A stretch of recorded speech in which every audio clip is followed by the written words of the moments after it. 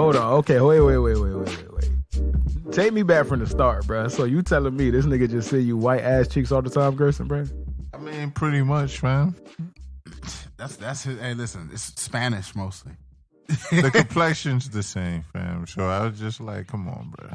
Bro, look, man. I would take Latinos, bro, but you literally have just sent me white ass, bro. Dude. And I can show you that. All right, you can show me that. That's fine, you know, but look, I got you because I'm sending ass all the time, bro. It's just a matter of I just don't always send it to the same people all the time. I got you. So it just so happens, I guess, you just seem to be in that, like when I'm clicking, I guess I got you, Gerson. I got plenty of pages with beautiful black women, voluptuous women. I got you. I would appreciate that. The funny thing about it, like you mentioned, bro, I have no idea. Like I'm never on my IG, so like every time I log in, our mutual homeboy Pap, the nigga will send me like 5 different shared things, bro, and it'll be like from 3 weeks ago, bro. And I'm like, this shit brand new to me, bro. And I'll reply, and he's like, bro, what's the point of replying, bro? At this point, dog. For real. Because I don't even check. I just see the message. I see the notification. I'm like, oh, shit, my dog sent me something, bro. And I see 3 weeks ago. I'm like, wow, bro, that's bad, bro. Hey, man, you don't be on it like that. No, man. I don't, bro. I don't. I need to because I need to harness the power of it to try to, obviously, get the pod up and get the numbers up. But, dude, listen, I have no idea how to harness the algorithm, bro. I don't know. I don't understand it. I don't know how to perfect it. I don't know how to use it to my own advantage. Like, people who are masters at finessing the algorithm, bro, I have so much respect for them because I don't know how to fucking do it, bro. You know, the funny thing is they've changed the game a lot on it too. They've made it a lot harder because I remember when I was doing, Mr. Toriyama's World, I had like a lot easier time, getting followers and getting people to interact. But like, I don't know exactly what they did, but they changed the algorithm to where it's just really hard to do that, bro. I know why they did it because there's so much people on it, and you got to pay out and all these sponsors and promoters and all that bullshit, right? So they made it harder to limit the amount of money that they actually have to pay out. So if you already had that following beforehand, before they changed the monetization rules, you are in the clear. You're not in the clear, but you are way ahead of the 8 ball, bro.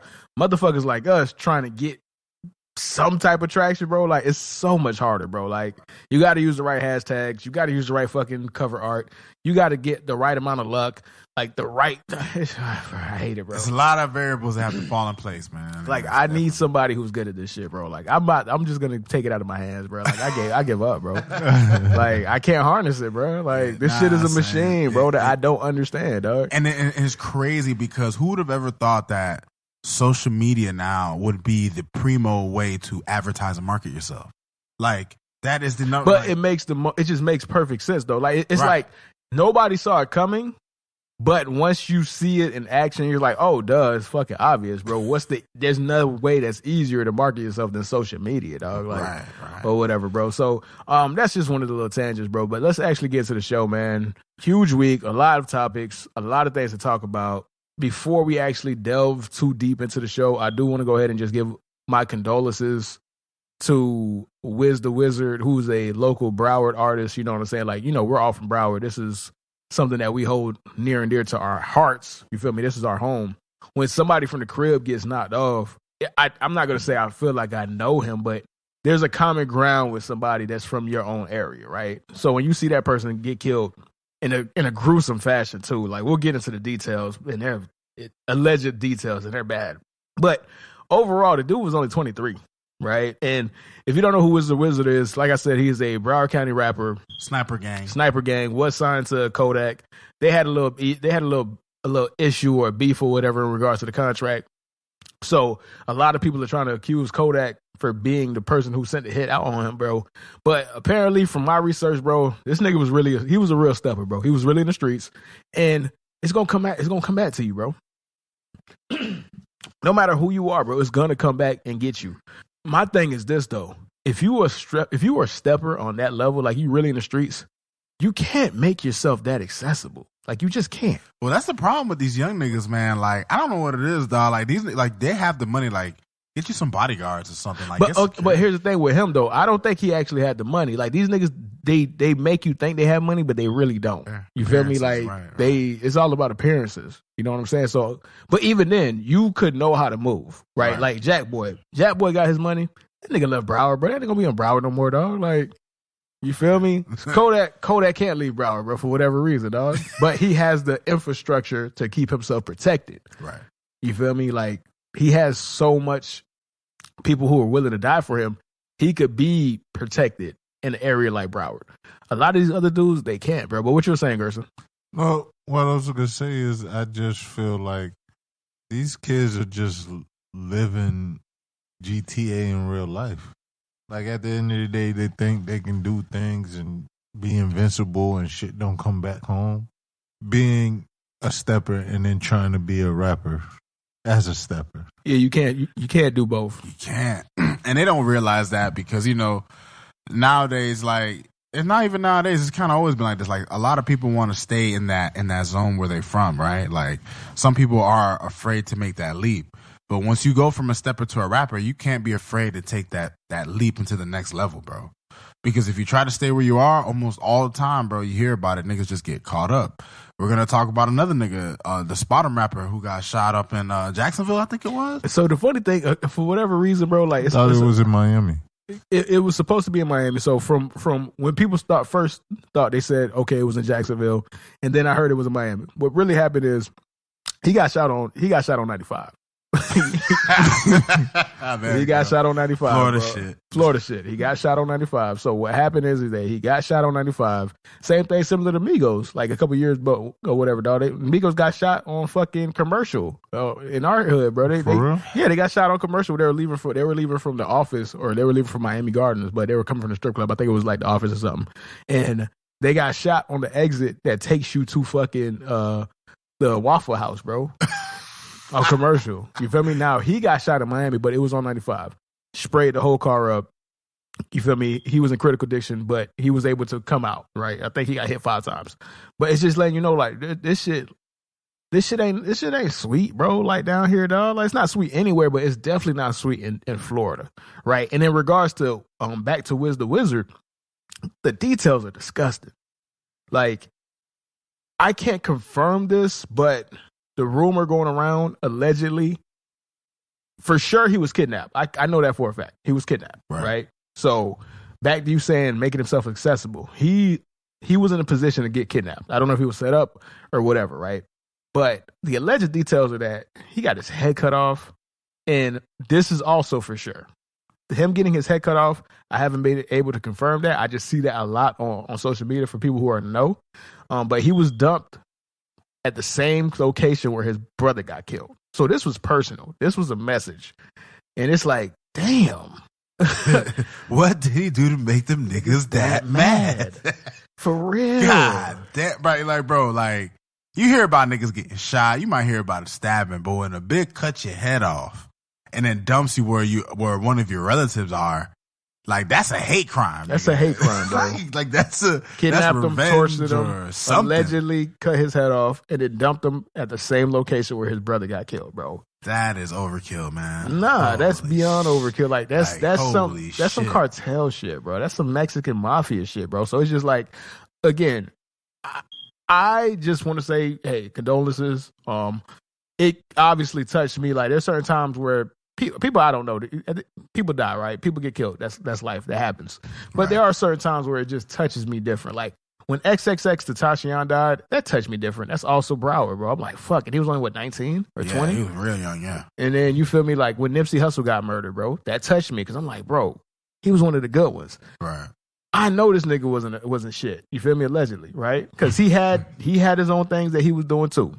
Another one of the theories is that the person who killed his brother, he went and shot him. Nigga survived, was gonna go testify in court. So Wiz the Wizard spun the block again and shot his ass again and made sure he was dead. Like, this nigga was really out here, bro. Yeah, that boy wasn't just bad. What is this in Pompano? No, this was in Hollandale. He from Hollandale. Oh, he from Hollandale. Yeah, okay. so this was a stepper. Like, this was some real, he was a real street dude. I'm not going to take that away from him, bro, but it just, he had a lot of people that wanted to see his head, bro. If you are that hot in your area, bro, leave your area. You got to, man. You have to. Especially when listen, man, when you know you live in the jungle, you know how the jungle operates, bro. There's prey and there's predators, and sometimes predators become prey. And then that's what it is, bro. That's a very eloquent way to lead off, bro. So, all right, man, but let's actually get into the show, man.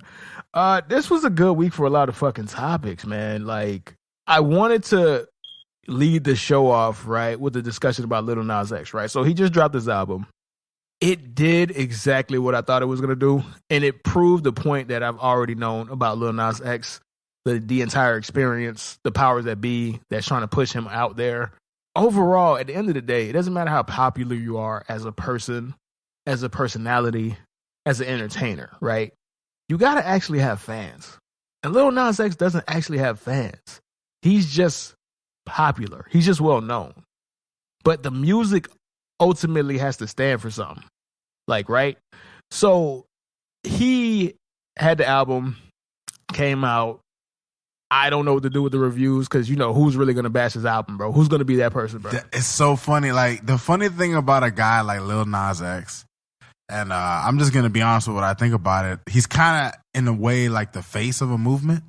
Right, like he is not in a way. He is the face of right. The They've pushed him into that spotlight, and whether you deem that fair or unfair, at the end of the day, we can judge his talent, his merits on his craft based on, you know, how people receive it.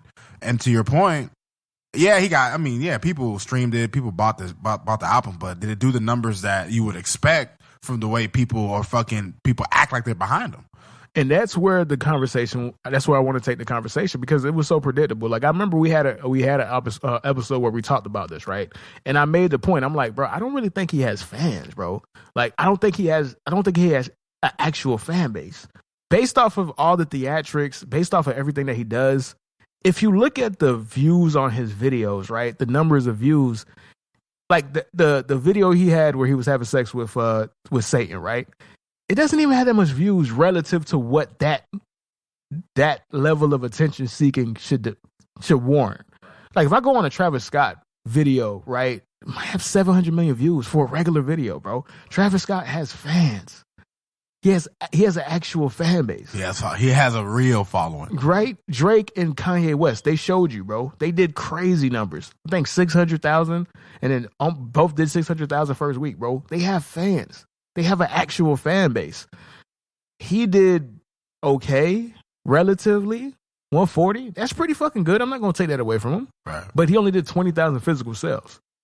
And he did the rest off of streams. And we know that you can't trust streams anymore. These record labels buy streams. They buy these apps. They pay people to listen to songs. They literally have a division that is set to play certain songs on repeat every single day. They make money by spending money to make money to spend money on one song. Or, you feel me? So none of that is real. So it just proved everything I thought about him, right? He is a ideology versus an artist. And this is not a critique of him as a person. This is not a critique of his music, because I didn't hear the album. I have no interest in listening to the album. So I'm not going to critique the album. But I am going to critique the movement. When you try to push something on people, it better be something that's actually good. And you better show support. Where's the support? Like, everybody who's always ready to jump, like, did you buy his album? Did you give it a chance? Or are you just using what he does as an example to spew a narrative or whatever beliefs or whatever you want to just say to people? That's the question you always have to ask when it comes to, you know, situations like this. And look, I listen, I don't know any song of Lil Nas X outside of Old Town Road, so I'm not going to bash his music. I never listened to the nigga like that. But I've seen so many times on social media when someone has anything negative to say, even if it's like a fair criticism, people jump on them. And like, my thing is, at what point do we stop this, bro? Like, when can we be honest with the Alphabet Boys, dog? Like, when will you allow us to be honest with y'all? Like, we understand y'all been through some shit, but the Alphabet people, like, y'all have to understand, like, you can be criticized. But here's the thing, though. Like, you cannot say that it's a bad album, bro, because there's no way that you saying it's a bad album is just you legitimately thinking it's a bad album, bro. It's you going against gay people, bro. Right. And that's the thing, bro. It shouldn't be like that. It shouldn't be like that, bro. You know me. I'm as like open-minded as they come. I literally judge everything based off of what I receive. Like I said, I am not critiquing his album. I am just making an assumption off of everything that I've heard prior to the album. Right. Every song that he's made has been a piece of shit song. Even Old Town Road. Old Town Road, by his own admission, was a troll job. It just became one of the biggest songs of all time. By happenstance, bro. That was not supposed to happen. Funny how that works, bro. He literally did that as a joke. So you can't tell me that that's a good song if he did it as a joke. He bought the beat for $30, bro. Online. You feel me? So and again, that's kudos to him, right? Like, he had the talent to make a joke song one of the biggest songs, literally one of the biggest songs of all time. But everything else that I've heard, even the song with Jack Harlow, song is trash. And that's on the album. So if that's what you're putting out, I'm going to assume the rest of the album is trash. To me. Right. To me. And again, this is not a critique about your sexuality, what he represents. I don't care about that. I just know that he's a subpar artist, bro. That is being lifted up because of what he represents versus the music and his actual talent. And the quality of it. And the people spoke.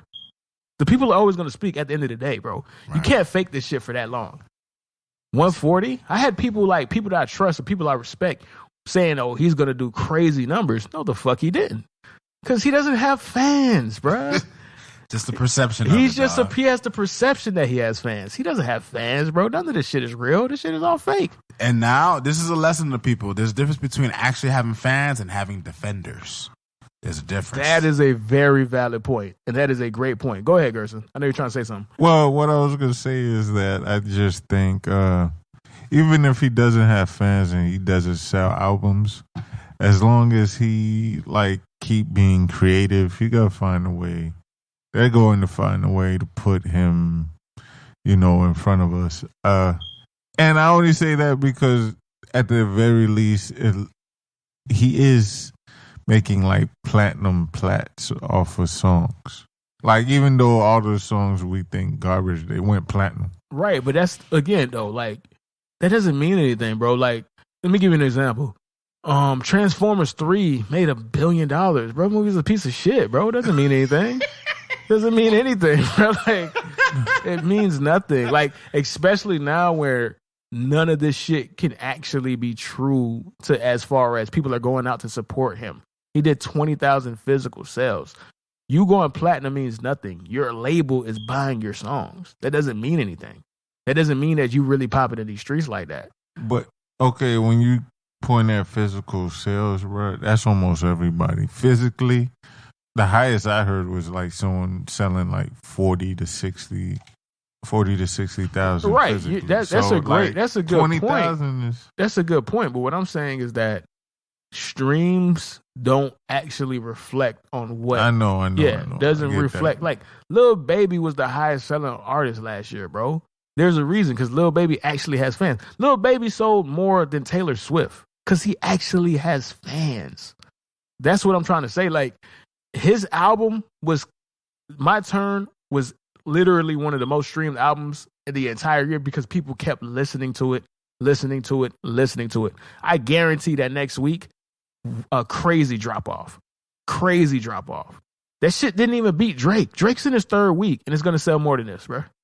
Drake is in his third week. Certified Lover Boy is in his third week and it's still going to beat this album, bro. So that lets you know that this doesn't have an actual fan base. He doesn't have an actual fan base, bro. He is an ideology, bro. He is a movement.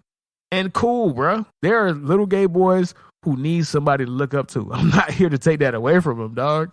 But the bigger conversation is that I don't want to be in a world where we cannot critique something just because of your sexuality, bro. What the fuck is that, dog? It's funny because everybody's out for equal rights, but they don't want equal treatment, which is the funniest thing about it. But hey, what can we do? I mean, it is what it is, bro. I don't really want to get too hung up on it. More success to him. I wish him nothing but the best. I just knew this was gonna happen, bro. You feel me? And I'm not even taking a victory lap, bro, because I don't gain nothing from this, dog. Right. I just found it interesting, bro. But while we're on the topic of music, though, before we switch over, I've been listening to a lot of old music and like older music, like shit that we grew up on. That I was like 10 or 9 or 8 or 11, something like that, right? These songs that came out in the early 2000s, you feel me? Like, you're aware of them. You understood the impact that they had. But you got to go back and listen to them as an adult, as a fully formed adult. Somebody really in our age, bro, because you have to go through so many things to understand what a lot of these motherfuckers was talking about, bro. It's facts, man. And I learned that a lot of my favorite R&B singers were some bitch-ass niggas in the early 2000s, bro. Hey, Carl Thomas, we looking at you, bruh. Bro. We looking at you, dog. If I knew that one of my favorite Carl Thomas songs, I Wish I Never Met Her, was basically him singing about being a bitch-ass side nigga, bro, I wouldn't have rocked with that shit. This nigga was a bitch-ass side nigga, bro. He made a whole song about it, bro. He made a whole song about it, This nigga said on wax, and then he literally sang it, bro. Singing in a falsetto. This nigga said, she chose to stay. Nigga, what? Nigga, what are you doing? My man could, bro. Being the second nigga ate at him, bro. But bro, look. Carl Thomas disappointed you, but I was big on I actually listened to Music Soul Child, one of the very few R&B niggas I listen to. And for me to listen to Half Crazy and come to the realization that he's crying about being in the fucking friend zone. This nigga made a song about being in the friend zone that I sang to so many times. It's just like, I feel dirty, bro. I feel lied to, bro. Like I feel like my best friend just slapped me in my face and told me some crazy shit, bro. It's like I would have never guessed because I'm at work or whatever because I got me like some oldies and I'm just listening through it and I got a whole bunch of songs and I'm listening to I Wish I Never Met Her and I've heard this song 1,000 times, bro. I love it, but there's some times where you literally sit down and something just says, "Hey, listen to what this person is actually articulating," right? And it hit me. I'm like, this nigga was the side nigga. And he didn't know his role, and he got too deep in it. He got way too deep, dog. To the point where he had to make a song about it. And he is mad, or he's in his feelings, that he can't keep it G. Meeting a bitch in a relationship was so damaging to him that he wished he never ran across her, bro. And man, he went on and made a fucking hit song about it. A hit song about it, bro. I'm like, this bitch ass nigga, man. What the hell? Oh, go ahead, Gerson. Nah, but if you ever been young and in pain, bruh, you wish you could write a song, but you wish you could do poetry or some shit. At the end of the day, these are the niggas that found a way to make money off of their pain, bruh. That's it. That's how I see it. Honestly, I think her said it best before when we were doing the pre-show. We thought these niggas was just making music, bro, but what they were actually doing was just having rhythmic social commentary. Bro, that's the crazy part about it, dog. Like, it was really social commentary. Like, let me give you some of these lyrics, bro. This nigga said it hurts so bad for sure because she wants to be with me, but she cannot be with me. She chose to stay at home so they could be a family for the children. But this is where he killed me. But what about me? Nigga, what about you, nigga? You just said it. This bitch chose the family. You talk about what about me? The audacity, nigga. Bro, as a side nigga, that's like the rule number one of being a side nigga, bro. You can never fall for the bitch, man. That's rule number one, listen, dog. Man, listen, that's literally it is. That, what do you mean? What are you talking about? I am a lifetime side nigga. I'm telling you, bro. That's rule number one. You didn't make a bitch you wanted, fam. No, I'm not. Listen. I've gone through the trials and error of it, bro. You never fall when you the side nigga. You can't expect her to. She already has it made, bro. You have your purpose, and that's it. I understand that. What you're saying, but that's the regular one. We talking about the ones you had for years. Like, no, man, you can't, bro. You can't. You can't. You cannot. As a former side nigga, you cannot. Listen, you go into it understanding the assignment, bro. No, perfect. You know what words, it is? Nigga. The assignment, nigga. You know what it is? Because we real. You bumped into people you really like, bro. You really care. You would never be with them, but you really care for them and whatnot. And these niggas don't understand that. And I get what y'all saying. No, I'm just saying, I know it happens. This is what happened, bro. This nigga thought his pimping was good enough, or he thought the love that they shared was good enough that he could win her. And when he didn't win her, bro, that rejection forced that nigga to make a hit song, dog. You feel me? Hey, man, they say power comes from pain, man. Listen, bro, I wish I never met her at all. It wouldn't hurt so much inside. Oh, I wouldn't feel this pain. I wish I never met her at all, at all. Wish I never met her. Nigga, what?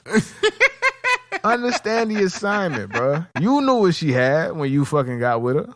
Or you might have not known that that's what she had at the start, where you might have seen her out or when you might have snatched her, bro. But eventually, bro, the relationship got to the point where she kept it G, nigga. You knew about the family, bro. You knew about her relationship, nigga. You knew about the kids, nigga.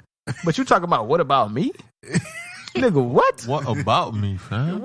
Exactly. What about, like, me in this situation? It's not about me or even you. It's about what we have, and we just keep it discreet. Listen, and that's man, it. and that's where they mess up. If you really love her, bro, you just gotta stay as the side nigga until her nigga die. You know?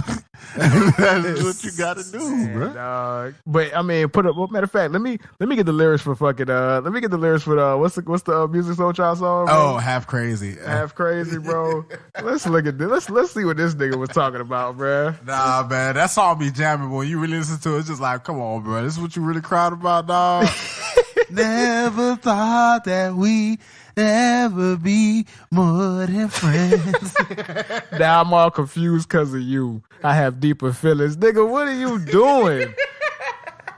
We both thought it was cool to cross the line, and I was convinced that it would be all right. Now things are strange. Nothing is the same. I just really want my friend back. Nigga, what are you talking about, bruh? Oh, he fucked. Oh, I guess so. I guess he fucked. But now, you know, he probably wanted more than she's willing to give, dog. That's still the friend zone, bruh. Nah, you know what it was, dog? And look, man, no homo, but the dick wasn't good, man. He smashed, and she was like, I could get better. We're just better. And then he just couldn't handle it, dog. That's what happened. Yeah, for real. You know Rod is 1,000% right, because look at the next lyric, bro. And my mind's going half crazy because I can't leave you alone. What that mean? That nigga put some limp dick out there, nigga. He thought he was going to go back for it. He thought he was going to get a second hit. You know what I realized? Like, if you fuck up, like, the first time, and she lets you try again, is because she really likes you. This is true. That is 100% facts. If you fuck because up, majority of the time, if you don't sparkle that first time, she's done with it, bro. She ain't gonna give you another chance. That is facts. No, from experience, man. That is facts. Like, that is a very good chance, bro. Because if you fuck up twice, dog, it's on you, bro. Like one of my favorite YouTubers, right, Big Ja. He has a series called Can I Redeem the Dick, bro? So he goes around to all the bitches that he hit, bro. That he gave him trash dick. He was like, "Can I get my fuck back, bro?" So a lot of them were like, "Nigga, what, bro?" He's like, "Yeah. I need my run back, bro." So he goes around to all these different chicks that he gave trash dick to try to redeem himself, dog, or whatever, bro. And it's funny because one of the bitches hit again and he was trash again, bro. He was like, wait, let me try a third time, bro. That's hilarious, bro. But yeah, bro, so I was just like, I'm gonna probably go down a road of just listening to some classic songs to really see, like, bro, Brian McKnight. Oh my God, the biggest crybaby of all time. This nigga. This motherfucker. Another one. He threw another pick. Oh man, bro, Lamar, boy, they finna roast this nigga, dog. Damn, bro. But yeah, bro. But nobody got me the way that Bobby Womack got me when I was listening, bro. Like, I've heard "If You Think You're Lonely Now" a million times, right? Right. Song was released in 1981. Bobby Womack, one of the most coldest, flawless niggas of all time, bro. Shystiest, slimiest niggas of all time, bro. If you don't know who Bobby, super slimy, man. Super slimy, bro. He's super slimy before Future and Young Thug made that cool, bro. He was the original super slimy, dog. If you don't know who that is, bro, please, I implore you to do your research on Bobby Womack, bro. That nigga's different. He's different. But he released one of the coldest breakup songs of all time in 1981, bro. But that nigga put his soul into it, dog. Like, if you think you're lonely now, wait until the night. I didn't realize the disrespect that this song had, bro, until I became an adult, bro. How disrespectful it was, bro. Like, I don't know what inspired this nigga to sing with such passion in this song, bro. But my nigga was mad, bro. Like, he was pissed off at this bitch, bro. One of my favorite lyrics for this shit, bro. One of my favorite lyrics is this, right? Hold on, let me find this shit, bro. Oh my god, dog. I can't even find the part, bro. I found it. So this nigga say she's always complaining about me never being at home, but when I'm there, I'm broke. I felt that on such a spiritual level, bro.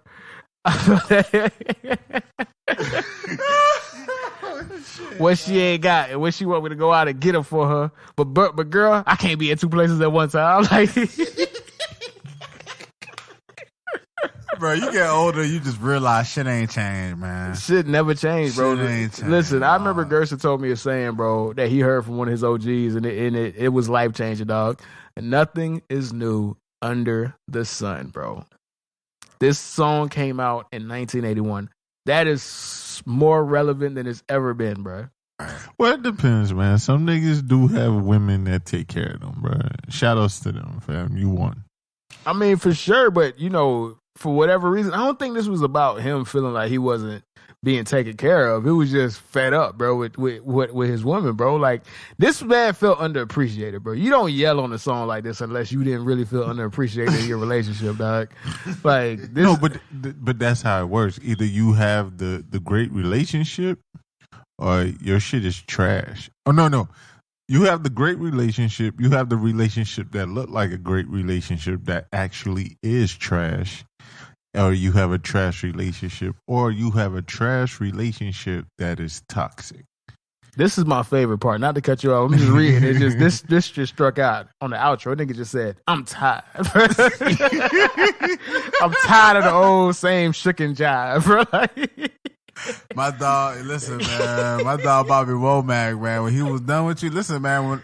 Listen, I hadn't heard this song in the longest, so we listened to it before the pod. And I had to say this, man. I dubbed this nigga Mr. Freeze, man.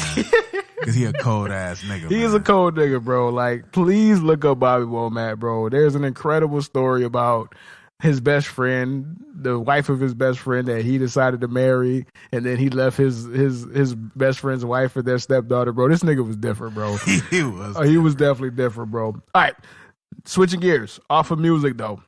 Real quick, before we get into something I really wanted to talk about, something that's going to be very important, a very long, I don't know how long the conversation is going to be, but matter of fact, you know what? We'll save that for quick hits. Let's actually have this conversation now, bro.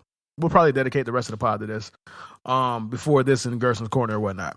So I was watching a documentary, and for whatever reason, I just been on a tinge where I've been watching a lot of social commentary, social civil rights documentaries, right? From like the 60s and shit. During Jim Crow era, like Martin Luther King, Malcolm X, and whatnot, right? So there's a new documentary called, and it's on Netflix, Malcolm X, Muhammad Ali, Blood Brothers. This is in the vein of a really good documentary that's very similar to this one, which is called Who Killed Malcolm X, which I definitely recommend as well. Really good one. Really good one. Yeah, very really illuminating. I learned so much about Malcolm X. Just things that you're never going to get in school. Like, you have to seek information to truly understand these people that came before you and why they were as revered as they became to be. You know what's funny? And not to cut you off, Herb, but an old head once told me a long time ago, an OG, they said, knowledge will never be given to you. You must go find it. This is very true. You know, like, they'll give you what they want you to know, but to find real knowledge, you got to seek it. And that's how it was with this one, right? So with this documentary, the Malcolm X portion of it, because I watched Who Killed Malcolm X, that was kind of redundant because a lot of that information was like the same that was on Who Killed Malcolm X. So I learned all of that. I knew all of that. They even had the same footage, even had the clips, right, in the same order. It was the Muhammad Ali stuff that was so illuminating, bro. Because I was like, I knew that he was really socially conscious and socially aware, but I just didn't understand like this nigga was really about this, bro. He really. This was not a game to this dude, bro. It was not. It was so important, bro. He literally would put his life on the line for this shit, bro. Like the betterment of black people, right? So it details the relationship that Malcolm X had with Muhammad Ali while Muhammad Ali was still Cassius Clay. Now I knew, and it's crazy, like even the detail of how he got his name, bro. I just like, oh, he converted him to Islam, okay. But there's so much behind that, bro. Right. You thought it was something simple, and then you watch the documentary and you realize, like, oh, wow. I think one of the, like, when I was watching the documentary, one of the moments that I didn't think it would hit me that as hard as it did, but there's a section where they're talking about, this is around the time where Ali went to the Olympics and he wins the gold medal.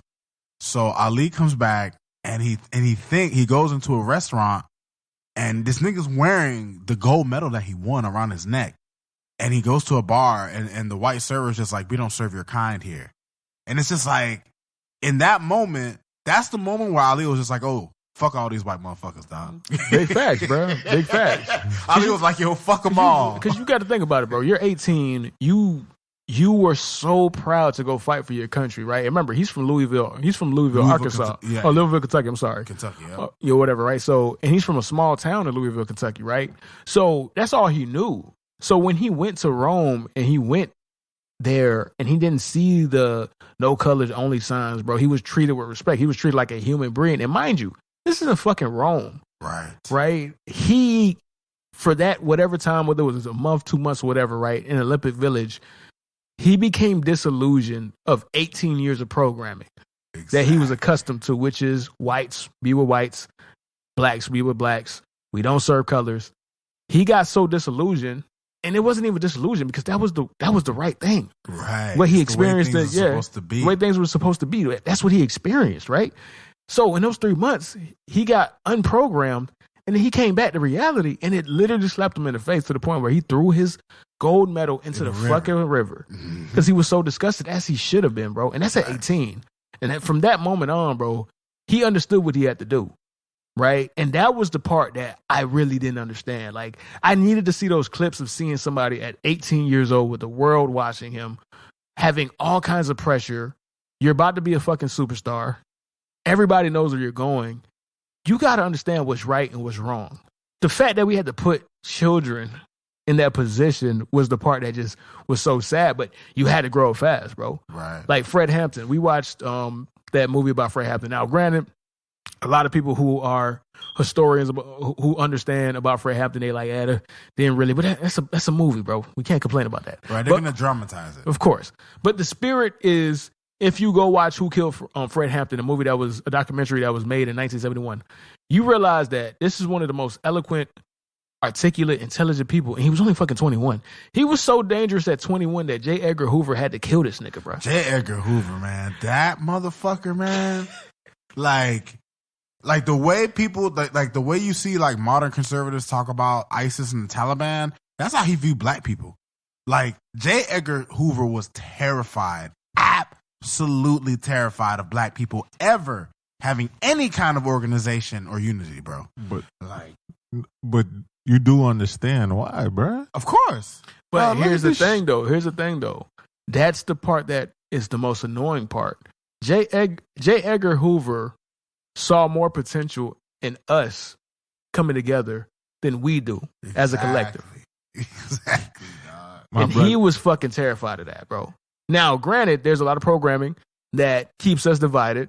You feel me? Whether it's socially, economically, religiously, there's a lot of things that keep us divided. But J. Edgar Hoover was like, oh no, whoa, Nation of Islam? COINTELPRO. Let's do it. No. You can't have that. Oh, black people was trying to build their own community? Can't let that happen. Oh, you guys over here trying to be self-contained and self-sufficient? No. We can't have that. He understood the power that we have, bro. You feel me? Like, and that's another aspect of that documentary that was so good, because you saw how so many things played out and why they played out. Ultimately, Malcolm was killed, right? And he was killed by his own people for the most part, because he went against the Nation of Islam. But that wasn't what the documentary was about. It was the documentary was about how we saw Malcolm X befriend Muhammad Ali. They become incredible friends. And then you saw a young man have to choose. Either choose the person that you came in this game with in regards to trying to be a social activist. The person you came into the game with was Malcolm X.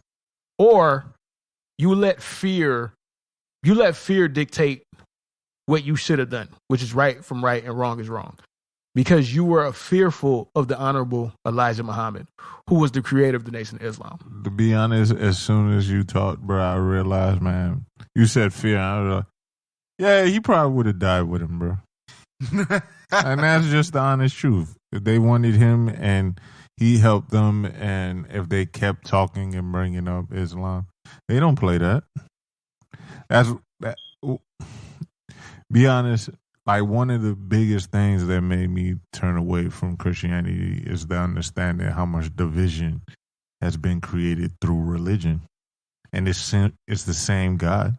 They just give us different names. The same bullshit from Abraham. So nonetheless, like, it's amazing how niggas gonna die for an imaginary God, bro. Right. And the thing is, like, with the Nation of Islam, like, I wouldn't say that they're dying for an imaginary God. Whoa. And I'm sorry, because as disrespectful as that sound, it's more towards of the fact that all of these religions come from the same story. Right. But I know where you're trying to take it. But what I'm trying to say is the belief in the Nation of Islam wasn't more or less in the religion. It was more or less in the betterment of black people. That's where the belief came from. No alcohol. You can't shake your head because you didn't even really watch the goddamn documentary. It don't matter. Yes, it do, because you don't understand. Like, literally, I'm telling you, bro. If you actually watch documentaries or you actually see people who are in the nation, you understand what they are actually about being devout to. It's not really the religion. The religion is what the base is. But it's the principles of uplifting black people. So can I be a Nation of Islam, in the Nation of Islam, without believing in their religion? Believing in, as a Christian, can I join the Nation of Islam? No, because you're going to have to become a Muslim. Okay, then. So it's part of the game when you say that, it's not about religion. No, I'm not, Gerson. Come on. Again, bro. You see, you just hear what you want to hear, bro. Like, that's not what I said. Brother, I said, and even though where I shake my head is when you play the political game of the white man, which what's the name did or whatever you want to, what's his name again? The head honcho. You need to say it, bro. If you're going to have such strong opinions, bro, you should know the nigga's name, bro. The Honorable Elijah Muhammad. Yes, if you're going to play the politics game with the white man and all that other stuff, then once you tell me you're about black people, nah, bro, at the end of the day, I feel like if we're going to play this black thing, we got to stop playing with these white people. And that's why a lot of people left the nation. But you got to understand, you can't view how your perception of stuff is now. The strength of the nation in 1960s. I get what you're saying. Right? It's completely different, right? This was the man who was inspiring hope to the hopeless. He was putting people that had no way to better themselves, literally because of Jim Crow, because of segregation, an opportunity. So he gave people pride in being black. He was considered a god. He was considered a messenger, right? So if you go against him, that's why they say you're considered a hypocrite. You know what I'm saying? And Muhammad Ali, he saw what the Honorable Elijah Muhammad could do for him. And if you're going to choose him, you got to be all the way with it. So he became all the way with it. But Malcolm was on that side. We're on this side. He even said it, bro. What he's doing can only be exacted by death. There was at one point in time where Muhammad Ali was ready to kill this nigga, bro, if it came to it, bro, just because he was against them. And ultimately, Malcolm died. You feel me? Now, I'm not going to say by his own doing, because nobody deserves to die the way that Malcolm X was murdered, especially by people that he knew. Right. You know what I'm saying? So fucking cold, dog. So cold. So cold. But to get back on topic in regards to the relationship, it was just really layered. It was really multifaceted. It was so interesting to see what political pressures could do to a true friendship and the heartbreaking aspect of that, right? Because I can't feel all the way bad for Malcolm because ultimately Malcolm saw Muhammad Ali as a way to get back into the nation, but he was too far gone at that point. So it didn't matter. And he was so desperate. Basically, he had a king. Elijah Muhammad had everything else on the chessboard. He tried to use his last move, and that shit got ate up, bro. He didn't anticipate that Elijah Muhammad would just swoop in and take Muhammad Ali away from him. Like, he gave Muhammad Ali his name within a week of meeting him. You never get it that fast, bro. You never earn your name that fast, bro. That was so powerful to somebody who was that young and that impressionable. Because at that time, he was only 22 years old, bro. You instilled that kind of pride and power into somebody, bro. How could he not side with you, bro? Like, they seen each other in a Mecca. They were in the same area at the Mecca. Muhammad Ali and Malcolm X, right? And this is at the point where Muhammad Ali is fully indoctrinated into the Nation of Islam. That nigga wouldn't even walk and he wouldn't even look at Malcolm X's name, bro. Look at his way. And mind you, Malcolm X, their families know each other, bro. They were really boys. They were really blood brothers, bro. They were really boys. They were real brothers, bro. But Muhammad Ali was in too deep. It was either you're with us or you're against us, bro. And that was the most interesting aspect, bro. Like, aside from just seeing how devout and how devoted Muhammad Ali was to his beliefs, to his social cause, his social consciousness. And I do want to say this too. For Ali to take the stance that he did during the time period that he did, because, you know, in the documentary, they talked about because, you know, he had sponsors, which was basically a whole bunch of rich old white men in Louisville who sponsored him initially when he was Cassius Clay. They stopped fucking with him when they found out that he had been meeting up with people who had affiliations with the Nation of Islam. And then, of course, white America at the time was terrified. So the fact that Ali even was like, he had the balls to take that stance, dog, like, that just shows you the character that he carried with him. You know what I mean? Most definitely, bro. Like, and remember, like, he gave 3 years of his prime. Like, he was sat in the jail for 3 years, bro. And then, he couldn't box. Like, even though he got out of jail, he still couldn't box. Because he said, bro, like, I'm not finna go over there and fight people that look like me, and I'm not gonna kill people. And granted, he said, ain't no Viet Cong ever called me a nigger. Straight up, bro. How could you be mad? If you black, you can't be mad about that, bro. And the crazy part about it, right, he wasn't actually going to go to war. The only thing that he was gonna do was have a charity boxing match, bro. But he was so with it, bro, he wasn't even gonna do that. He wasn't gonna do that. A charity boxing match. All he had to do was fight for the troops, bro. And he would have still been able to box. No, fuck that, bro. Because he understood that what he meant to everybody, because it wasn't about him anymore, right? And ultimately, you realize at the end of the doc that he regretted the decision for turning his back on Malcolm. Like, he took care of Malcolm's daughters, you feel me, helped him out after his assassination. Took in pretty much his whole family, damn near. He left the Nation of Islam in 1974. So all of it was like, what was it worth? Like, what was the point? I lost a good friend for. He gave up what was a solid bond, a great bond for what was a temporary fling in an organization. Although the beliefs still stand. You know, no, the beliefs still stand. Like, he believed, you know, he became a devout Muslim, right? So I don't think he regrets that. But like with the Nation of Islam, bro, the Nation of Islam has a lot of criticism. You feel me? Now that you're old enough to, or I'm not gonna say old enough, but now that history has been able to look back on how they moved and how they operated. Like, even with Muhammad Ali, they took damn near half his purse, if not more, every time he fought, right? You feel me? Like, they had their agendas, bro. They had their agendas. Like, that's what happened with Malcolm X. Like, that's why he ended up broke. Because a lot of the money that he was getting, one, he gave it to the Nation of Islam.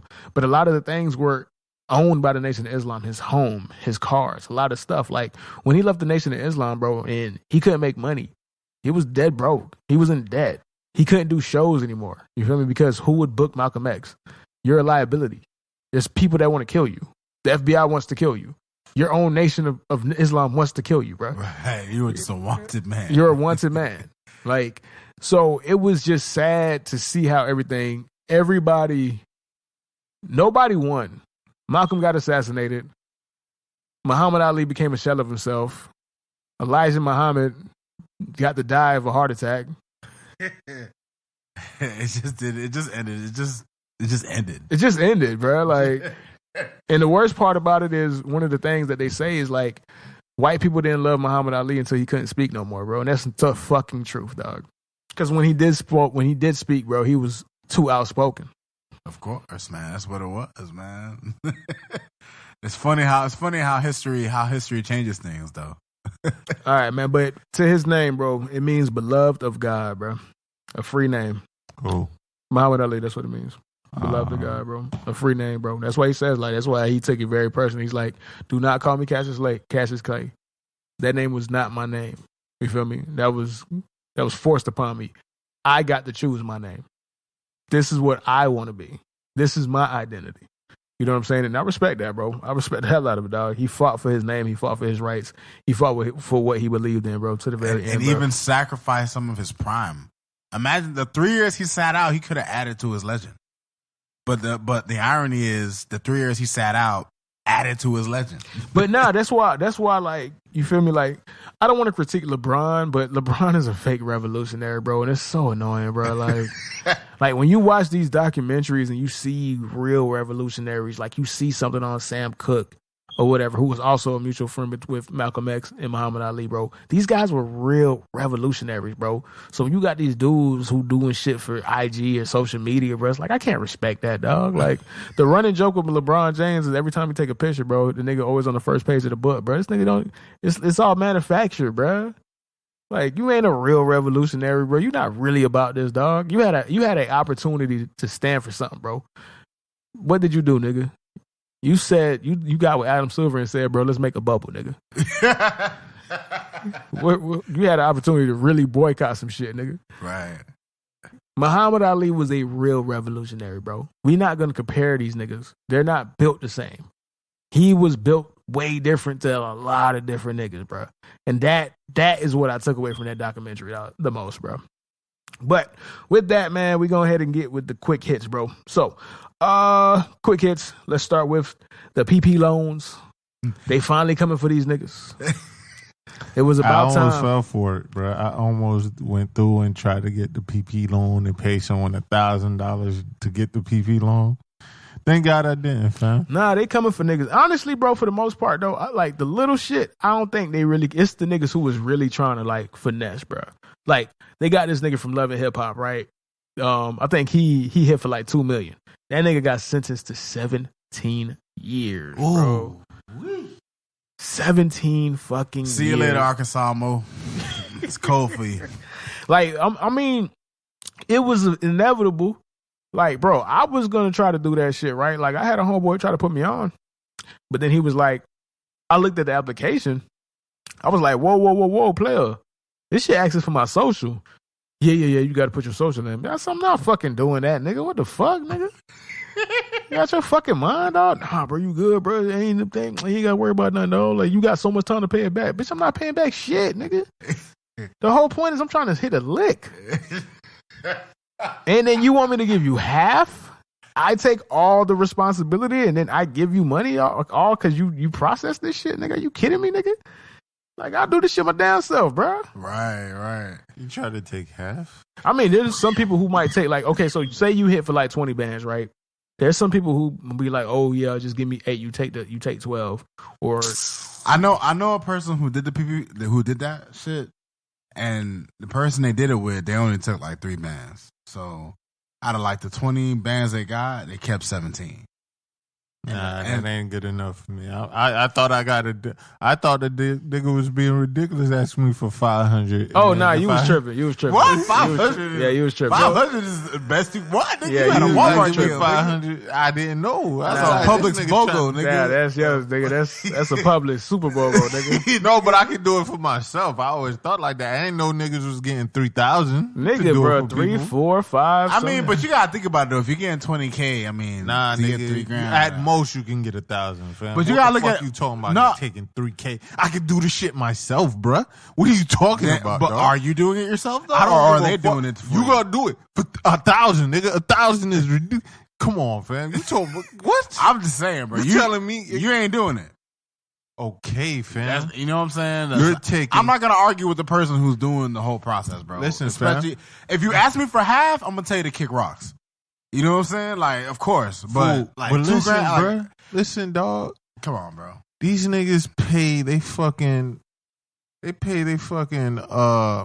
agents 10%, 7%, bro. 3,000 is a quarter, bro. Almost a quarter, fam. I'm not giving you 15%. I mean, just to do the shit that I could do for myself. If I do it for myself, yeah. But if someone's doing it, I mean, it's up to you. I mean, you wouldn't do it. I did not know niggas was busting licks like that, fam. I thought, oh shit. Yeah, so to be honest, a lick, fam. But here's the thing: those are the smart niggas. You want to know why? Because their name is not on it. So if I get 2 or 3 grand, like, yeah, you could keep. The way I look at it is, I'm gonna charge you $2,000. Most people are gonna go for that because they're like, well, this is 20 grand I'm not even supposed to get, or 25 grand, whatever the fuck they're gonna get, right? So you charge 2-3 grand, you do the process for them. Who gets in trouble? They do, because their name, their social, their information's on it. So, nigga, you don't go for it. That's cool. But you're a rare person. Most people are going to be like, well, if I'm going to get 25 grand and you only want fucking 3 grand, I get 22. Yeah, bro. The nigga who tried to do it with me. Most people are going to go for it. The nigga said with a straight face, he was like, yeah, I only take half. Nigga, what the fuck you mean you only take half? Nah, he was disrespectful, man. The fuck you mean I only he was take disrespectful, half? dog. Like, nah. Hey, what you talking about, bro? Nah, that's how you try to upsell some shit, dog. He never, I only. He never took it. He never did it before. Because there's no way he could have tried someone before and they was like, all right. Nah, only a fool, man. Nah, but like, I'm like, bro, I looked at the application up. I got to put my social, all my information. And he was like, and I'm like, bro, I can't use no fake name. He's like, nah, you got to use it. I'm like, no, bro, why would I do that? I'm like, why don't you do that? Nah, I can't do that. Okay, then I don't need to do it then, bro. You're not willing to take the same risk as me, dog. So what we talking about, bro? That's why anybody who agrees to have is a fucking buffoon. Fam, you're not getting more than 1,000 out of me. I didn't want to do it with the 1,000, bro. You niggas was doing it for 2,000. Yeah, you was wilding though. You was bro. That was the lick of the year, bro. 500. 500 means he couldn't even do it. 500 means that nigga 500 for him to start, and then 500 when I get. Even then, no nigga. Even then, that nigga was trying to get a quick 1,000, bro. That shit, you was not gonna get no money out of that, bro. Dick, man. You was not, because that nigga ain't know what he was doing. My dick, my nigga. He was PPP Loans scamming you, bro. Yeah. You wasn't gonna get that. You was not gonna get that, bro. Hey, man, people really thought they was gonna get away with this shit. Hey, listen, man. Like, you know, a person I know who did it, they never spent any of the money. They just kept it. They was like, you know what? I feel like this is gonna come back down. They were just like, I'm gonna just leave the money there, and you know, I'm gonna see. I mean, that's smart, because at the end of the day, like, right? You could do it. You could, because the thing is, bro, if you could finesse some fake pay stubs or some fake pay bank statements or whatever, right? You could get away with it. It's the fact that a lot of niggas hit and just went crazy, like the nigga from Love and Hip Hop, bro. Nigga rented a house, bought $100,000 of jewelry, put a $60,000 payment, no, $100,000 payment on a Rolls Royce Rave. I'm like, bro, you deserve to go to jail for the rest of your life, nigga. I got no sympathy for you, nigga. You just basically put pick me, bro. That's basically same thing with the nigga from Pretty Ricky, bro. Fucking Lil Blue, bro. He got hit last year, bro. You feel me? Because him and his niggas hit for like I think 10 million, bro. Them niggas got jammed up, bro. They coming for these niggas, bro. You remember the nigga who did it, bro? Like some white dude from Florida. Yes. And he bought like 2 Lamborghinis, bro. Like dumbass, bro. That's the problem. Like, these people, like, I don't understand, bro. Like, go ahead. I'm sorry, bro, but literally all you had to do was show that you're doing business with the money. He was like, hey, man, you got to show him that, hey, you doing this with your business, this, that, blah, blah, blah. He told me. The crazy thing is, all you really have to do is just make up fake employees and pay yourself, nigga.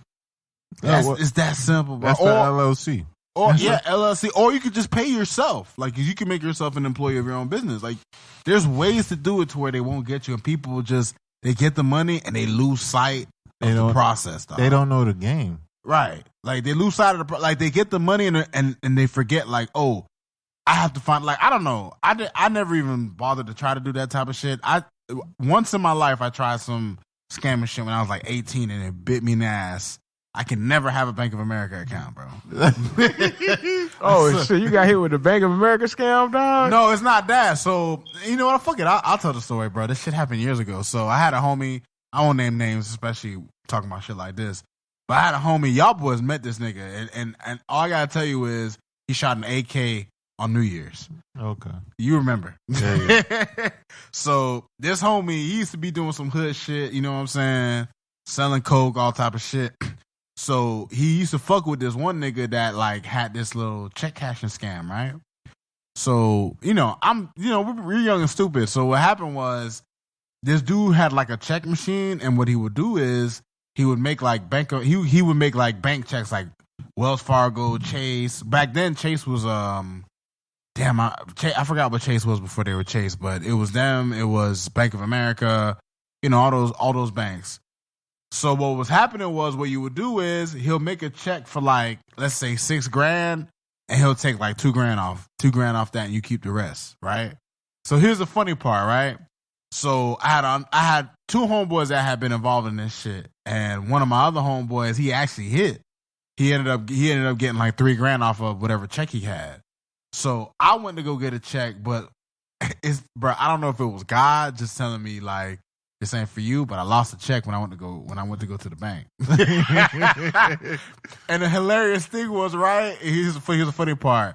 The nigga who did the checking shit was like telling my homeboy, he's like, man, that nigga lying, bro. I know that nigga lying. And my homeboy was like, yo, Rod. He was like, yo, Rod, did you cash the money and you just trying to keep it? Cause I ain't gonna say shit, bro. We can split that shit. I was like, nah, bro. I actually lost it, man.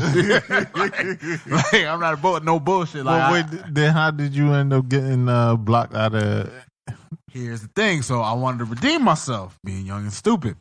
So they wanted to start trying a different avenue because you can't do something like that for long. They catch on very quickly. So they wanted to do personal checks. I should have known this wasn't going to work from the jump, but I had felt so bad about losing the one check. I was like, fuck, man. I was like, all right, I was the first test subject. That's why I went wrong. I was the first nigga to try it. So the nigga had like another check machine. So he tried to do some personal check shit. So he was just like, all right, you go ahead and try to put. So I went to the bank, tried to deposit a personal check from I tried to withdraw money I tried to cash a check from some random motherfucker's account, right? Next thing you know, I wake up the next day, bitch. I see XXX on my fucking account numbers. I see red fucking lettering. I'm like, oh shit, what the fuck is going on, dog? They're talking about, we caught you in a fraud, blah, blah, blah. I'm like, oh, what the fuck? So, bro, ever since that day, anything dealing with fraud, I don't want any part of it, bro. Y'all keep that shit. Scam? Nah, I don't want no. I was 18 at the time. I ain't know no better, bro. I was trying to come up on some quick cash, and it bit me in the ass, bro. And I learned my lesson. Shit, funny. I got the same story. Well, not the same story, but I got a Bank of America story as well. BOA as the hood niggas, the scammers call it. You feel me? So, we have a mutual friend, Matt, right? And I'm not going to say his girlfriend's name, but his longtime girlfriend. Jesus Christ, bro. Matt is the blackest white person I've ever met. No, he's the whitest black person I've ever met, bro. No. He's the blackest white person, but he's very white. But he has strong black sensibilities, bro. Taking 10 years to marry his girlfriend, bro. What a nigga. What a nigga. But his old lady, right? She used to work at Bank of America. She was a teller. So there was this little scheme where they tell you to sign up, and they would shoot you some bread for signing you up because they would put money in to take it out, like a little scheme, right? So she was like, all you got to do is sign up at Bank of America and put $5 down for the deposit, right? I did that, thinking I'm finna get this shit, right? Okay, did it. Nigga, Matt, old lady went ghost on a nigga, dog. I'm like, come on, bro. Damn. Now, it was so long that I completely forgot that I even made a Bank of America, bro. So I just get a mail one day, bro. These niggas acting like I owed them like $2,000 or some shit, dog. About what? Huh? How did that happen? Because what happens is what they do they do this scheme where they switch money over to your account and then pull it out and then try to close the account, but leave you in the negative, bro. And I'm over here like, bitch, I don't give a fuck, nigga. You just nigga, take me to court, nigga. Do what you got to do, nigga. I don't give a fuck about that account, bro. Kiss my ass, dog. I'm more mad that I ain't get my money, bro. Like, bitch, I need my coins. Rest the principality, dog. I feel you, like, man. yeah, bro. Like, I feel you. And then the bitch got fired, bro. She really couldn't pay me back, bro. I was like, whatever, dog. So, wait, were you trying to get $5 back? No, bro. She think she was gonna give me like $250 because the game is you open up an account. You put $5 because all you had to do is put like a $5 deposit to get the account. The problem is that I never used the account again, right?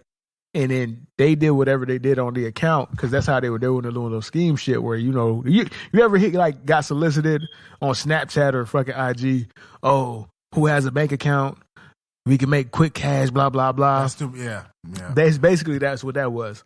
But the problem is that it was my name with my stuff attached to it because I didn't really understand what she was trying to do. The thing is, I don't give a fuck. You can't scare me, nigga. I got no money to give you anyway, nigga. Do whatever you got, nigga. Liquidate me, nigga. Take me to court, nigga. Bankrupt me. I got nothing for you, dog. Take my nothing, bitch. I have it for you here. Yeah, bro. So, but me, man, listen, dog.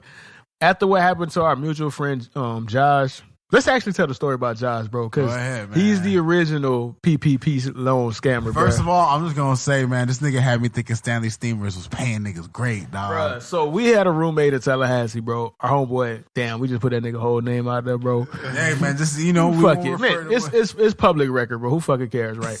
So we got a homeboy named Josh, right, that we were roommates with. And it used to blow our minds because we're like, bro, you are a full-time student.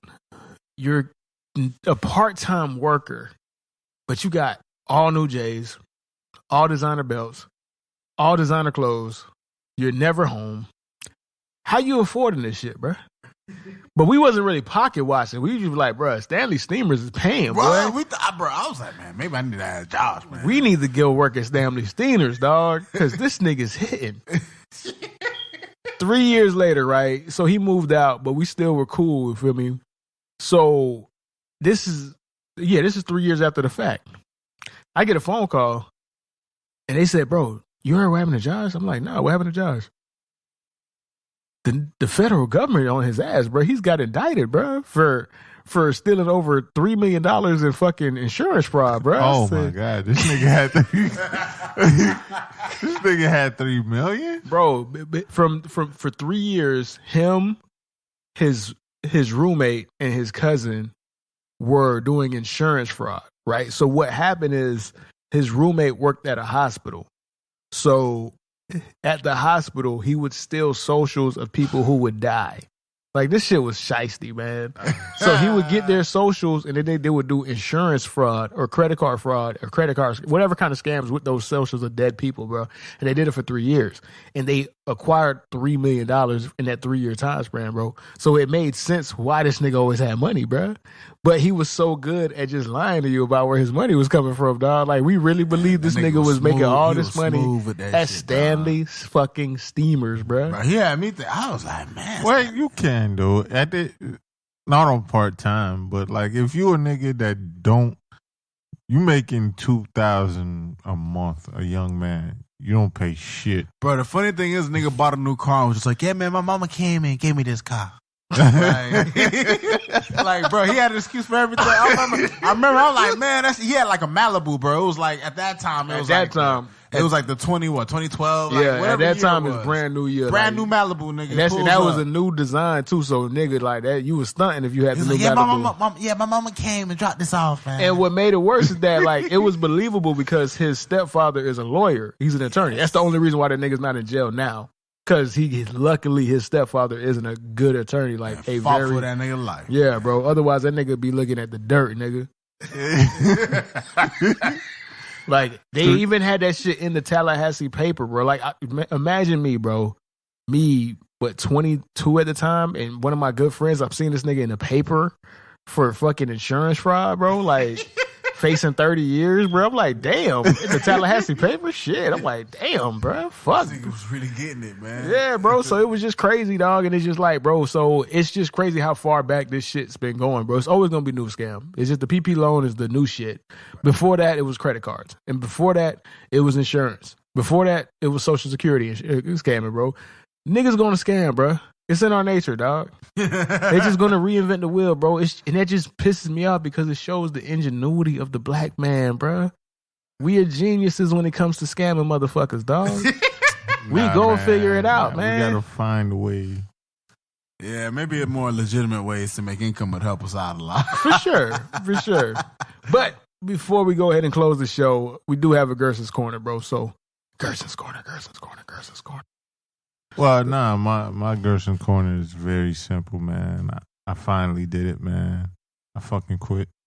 Nice. Oh, you finished the job. I fucking quit, Hey, man, there's something that is undescribably liberating about quitting a job sometimes. Like, especially like once you've reached that point to where you're at work and every time you go to work, you're miserable. When you wake up, you're just like, fuck, I gotta go to work. When you finally quit that shit, like, it feels like you drank a Red Bull, man. Give you wings, nigga. So it's just that simple, man. I've been free. I had a lot of free time. I ain't gonna lie about that. But it's just been more understanding, seeing where I can go, what I can step into, and whatnot. But like, it's just been the best week off I ever had, bro. And you ain't going back to the dungeon. Nah, man, I can't. I can't hate my life every day, bro. Facts, bro. You know the best part about it, though? It's going to force you to be uncomfortable and force you to level up and force you to think outside the box as to what your next move is going to be. You know what I'm saying? So you had the conviction and the strength and the courage to do that. There's a lot of miserable motherfuckers who don't have those three aspects, which what you need, bro. Like, I tell you all the time, I say this on damn near every pod. When I saw that TikTok, when that nigga went from $37,000 to $123,000 in 5 years because he kept quitting jobs to finding better ones, bro. And if he stayed at his job, he probably would have been making $40,000 in that same time frame, bro. Like, you know what I'm saying? So I'm just like, he kept betting on himself, dog. And now you're in an opportunity where you get to bet on yourself, bro. Facts. All right. And with that, man, we will see y'all next week. Appreciate everybody who listens. Appreciate everybody who tunes in every week faithfully. We do this for y'all each and every week, man. Deuces. Signing out.